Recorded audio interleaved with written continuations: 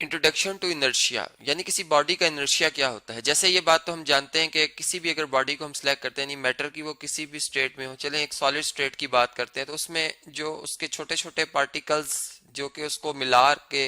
एक बड़ा पार्टिकल या एक बॉडी को बना रहे हैं, वो बेसिकली उसके यानी उनकी तादाद उसको उस बॉडी के मैस को रिप्रेजेंट कर रही है, ठीक है। और अब जितने ज्यादा ये पार्टिकल्स होंगे उतना ज्यादा उसका मैस होगा। अब मैं यूं कहूं कि अगर ये सारे पार्टिकल्स एक यानी ऑब्जेक्ट के मैस को रिप्रेजेंट कर रहे हैं और ये सारे के सारे जो है अपनी पोजीशन चेंज नहीं कर रहे मेरे रेफरेंस से, या हम यूं कह सकते हैं कि ये स्टेशनरी पोजीशन पर है, तो फिर ये जो है तमाम के तमाम बॉडीज को मूव करने के लिए हमें एक फोर्स दरकार होगी,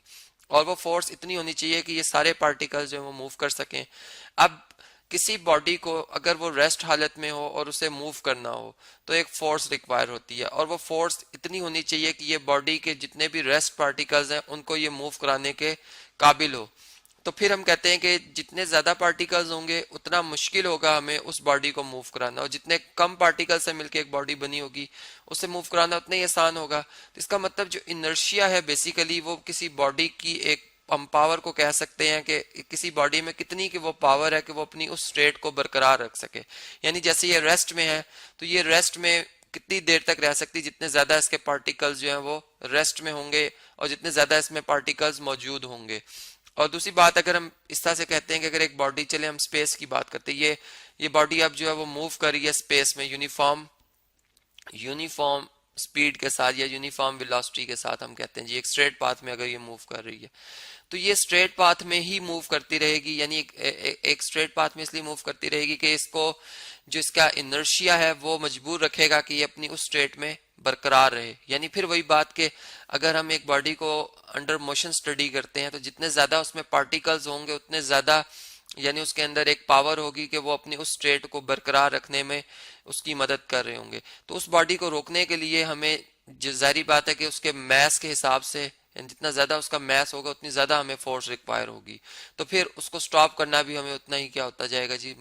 मुश्किल होता जाएगा। तो बिल्कुल इसी बात को जो कि हमने इनर्शिया को समझा कि इनर्शिया किसी बॉडी की पावर का नाम है जो कि उसको उसकी स्टेट में कायम रखने में मदद देती है। वो चाहे रेस्ट की हो तो उसको रेस्ट में रहने देगी, और अगर वो मोशन में है, एक यूनिफॉर्म मोशन में है, तो वो यूनिफॉर्म मोशन में ही उसे रहने देगी ता वक्त के उसके ऊपर हम कोई एक्सटर्नल फोर्स अप्लाई ना करें। अब देखें, हम इसी बात को जो है वो साइंटिस्ट की जुबानी सुनते हैं। यानी सबसे पहले तो गैलीलियो की बात होती, जो कि हमारे पास एक इटालियन जो है एक फिलोसफर थे और मैथमेटिशियन, या हम इन्हें फिजिस्ट भी कह सकते हैं, जो कि 1564 से 1642 इनकी ये दौर रहा है जी, इनकी डेट ऑफ बर्थ से डेथ का। और इसमें अगर हम देखें तो इन्होंने जो बात की थी इनर्शिया के हवाले से, उन्होंने कहा था कि अगर आप दो मुख्तलिफ ऑब्जेक्ट्स लेते हैं, अब वो सेम सेम मटेरियल भी हो सकता है और डिफरेंट ऑब्जेक्ट भी हो सकते हैं, लेकिन उन्होंने ये बात की थी कि अगर एक ऑब्जेक्ट में पार्टिकल्स कम होंगे यानी उसका मैस कम होगा, और दूसरे में पार्टिकल्स ज्यादा होंगे उसका यानी दूसरे का मैस उससे कंपैरेटिवली जो है वो ज्यादा होगा, तो जिसका मैस ज्यादा होगा उसे उसके इनर्शिया की वजह से मूव करना और उसे स्टॉप करना दोनों ही मुश्किल होंगे, और जिसका मैस कम होगा उसे मूव करना और उसे स्टॉप करना जो है वो इजी होगा। तो ये उन्होंने इनर्शिया को इस तरह से डिफाइन किया था। और अगर हम इसके बाद अगर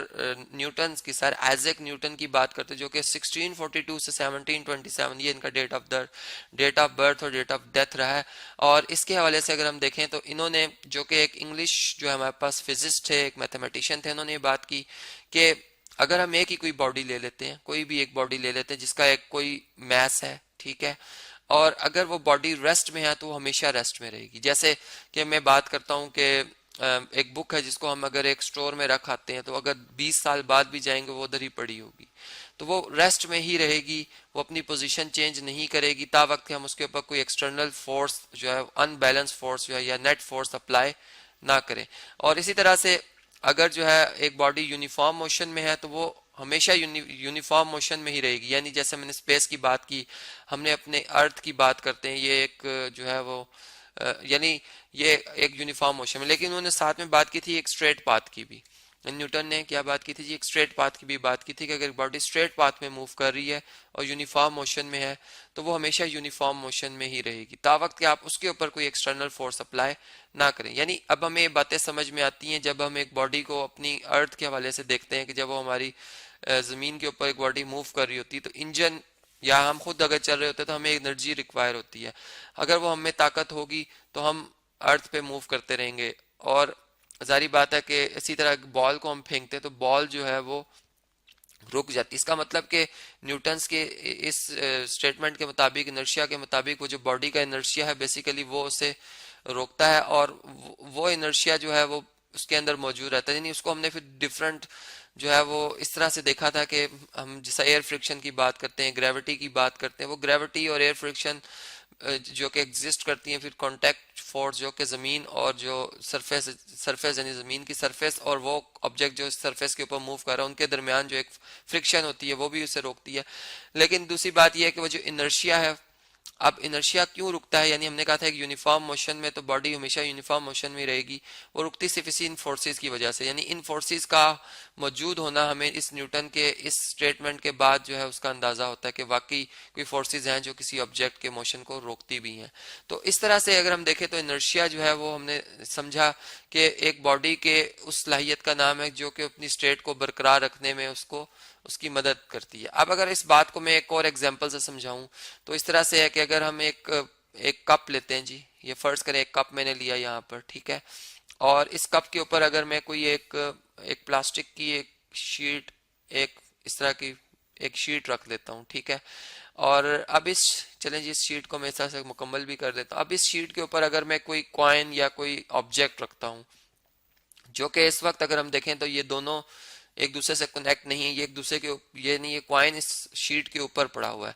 और अगर मैं इस शीट को क्विकली रिमूव कर देता हूं तो ये शीट क्विकली जैसे ही मैं रिमूव करूंगा ये कॉइन जो है नीचे एकदम से गिर जाएगा। यानी जैसे ये शीट हटेगी ये नीचे गिर जाएगा। अब ये नीचे क्यों गिर रहा है कि अगर इस वक्त हम देखें तो इस वक्त शीट ने इसको ऊपर की तरफ उठाया हुआ है, यानी इसका वेट डाउनवर्ड एक्ट कर रहा है। वेट हम जानते हैं कि वो फोर्स होती है, वो नेट फोर्स होती है जो कि किसी बॉडी के